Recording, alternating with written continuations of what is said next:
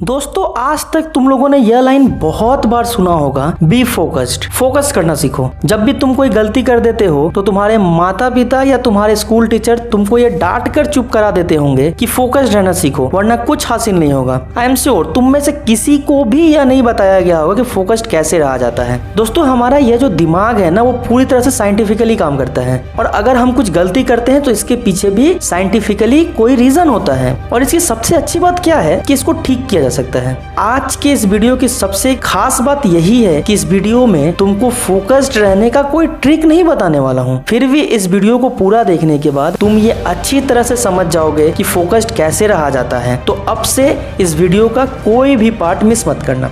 सबसे पहले मैं आपको बताता हूँ कि फोकस्ड रहना किसे कहते हैं, मतलब फोकस क्या है, व्हाट इज फोकस। इसे समझने के लिए तुम ये सोचो कि तुम किसी रूम में गए हो और रूम का दरवाजा खोलते ही तुमको क्या दिखता है कि पूरा रूम में सामान इधर उधर बिखरा पड़ा है। शूज, तौलिए, कपड़े, सॉक्स सब के सब इधर उधर फेंके हुए हैं। अब एक बात बताओ, क्या तुम्हारा ध्यान किसी एक चीज के ऊपर जा पाएगा?